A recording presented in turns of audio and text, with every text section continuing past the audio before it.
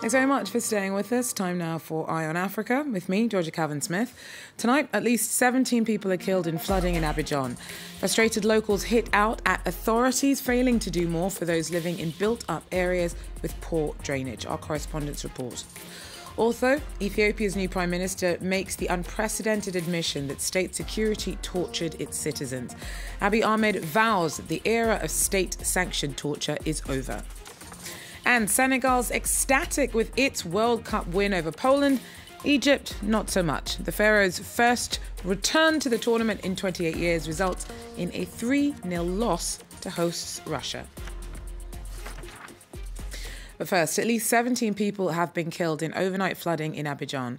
Torrential rain caused flash floods that were meters deep, and many residents were forced onto their rooftops as they tried to escape the rising waters. Our team reports from Ivory Coast.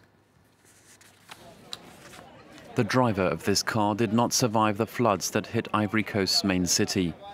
The torrential rains began on Monday at 11 p.m. and only stopped on Tuesday at 6 a.m. The owner of this mobile phone shop was distraught. The rain was so heavy. You can see the level of the water in recent years. There wasn't much rain, but this year there was so much we lost everything. Everything. You can see the damage.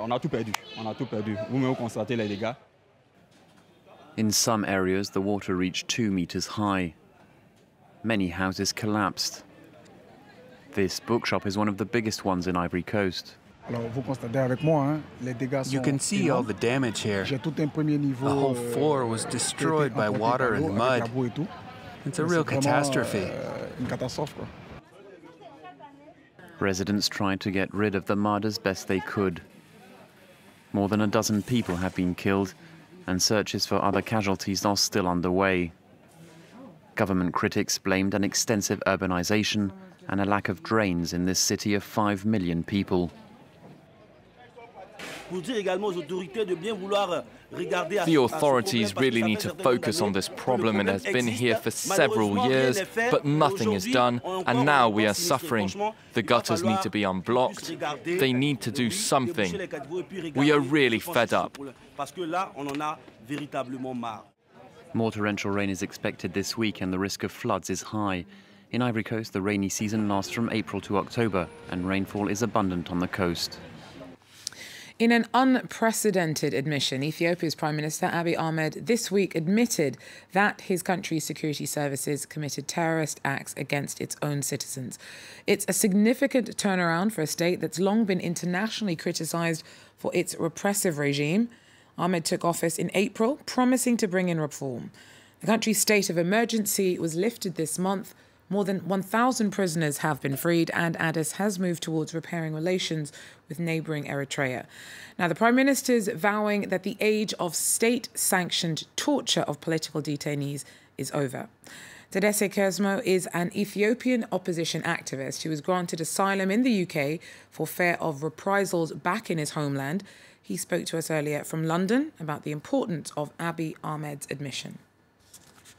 It's true that it is unprecedented, and it is a great move because always genuine reconciliation starts from admission of wrongdoing, that the government security forces and the police have routinely tortured and harassed citizens, and this admission is indeed a great move. Now, Abiy Ahmed came into power promising change. Do you feel that he's delivering? Yeah, so far what he's doing is very good. That is, we are seeing some unseen and unbelievable, difficult to believe that is moves, but still we want more. That it is so far what he has done is appreciable, and we appreciate all what he has been doing so far, and we want to support his efforts. But still, that genuine democracy requires a lot more, and we expect a lot more from him and his government. So what further steps would you like to see? Well, there are a number of things that we want to say. The first one is that there are 3 Ethiopian organizations that have been designated as terrorist organizations, including my organization, Patriotic Board 7, and the OLF and ONLF, that is the Oromo Liberation Front, and Ogaden National Liberation Front. That is 3 Ethiopian political organizations. These political organizations have been trying to further their legitimate political demands so far, but they were designated as terrorist organizations. And I hope that his government recognizes that this is not correct and this is not helpful for future democratization, and we expect that will be lifted soon. Another is the anti-terrorism law in Ethiopia has been widely criticized by international organizations and Ethiopians.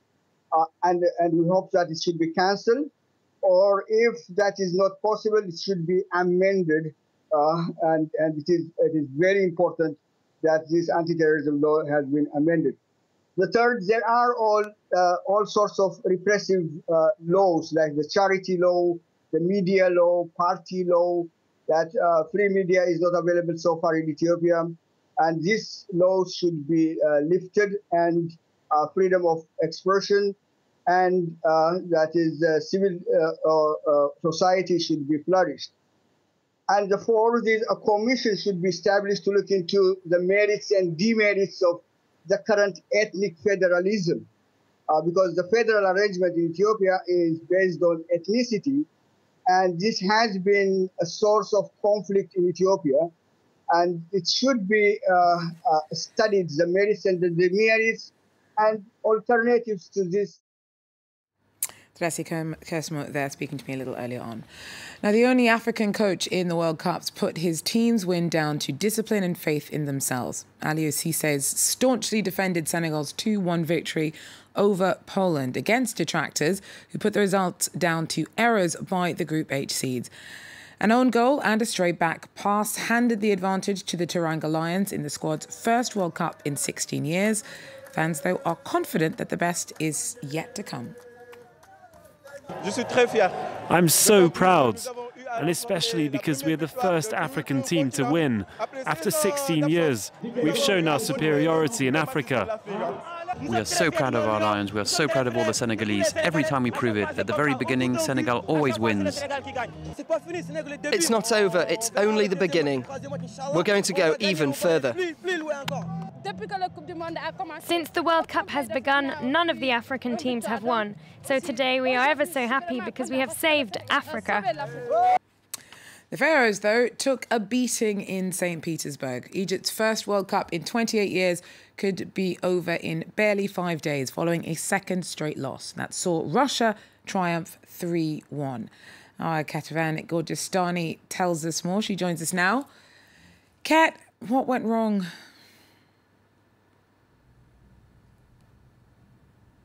Well, it was a really tough night for the Egyptians. It had actually started out pretty well. The first half saw the Egyptians take a few chances, unfortunately unable to score, but it was a pretty open game in the first half. And then in the second half, it was an own goal by the captain, Ahmed Fatih, that gave Russia the lead. And after that own goal, it really all went downhill for the Egyptians. They just were unable to contain the Russian offense. 2 back-to-back goals by the Russians, who took a 3-0 lead. Mohamed Salah, the star of this Egyptian team, who had finally made it back into the squad after his injury, did score a goal. It was a penalty kick in the 73rd minute. He's only the second Egyptian to score in the World Cup, but unfortunately that was just too little, too late. Mohamed Salah was really seen as the only hope for the Egyptian